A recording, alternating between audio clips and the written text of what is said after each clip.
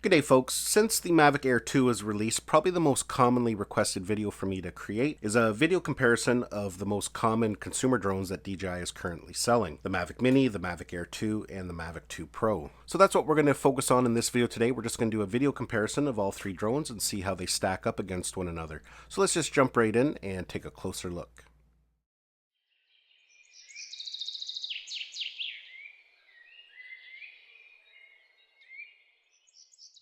I'm going to keep this video short and sweet. We're just going to do a video comparison against the Mavic Mini, the Mavic Air 2, and the Mavic 2 Pro. Now we're going to do two comparison tests in this video because the Mavic Mini only shoots at a maximum resolution of 2.7K. In this first test, we're going to set all the drones to film at 2.7K. That way we can do a good comparison. I'm going to leave all the settings in auto, no ND filters, and we're not going to do any kind of color correction or color grading. We're just going to see what kind of imagery each drone can capture. After we play the clips from each drone, we'll do a side-by-side comparison. After that first comparison, we're going to put the Mavic Air 2 in 4K and the Mavic 2 Pro in 4K, and that way you can see the quality difference between shooting in 2.7K and the higher resolutions of the Mavic Air 2 and the Mavic 2 Pro. It should be an interesting comparison. The Mavic 2 Pro has the Hasselblad 1-inch sensor.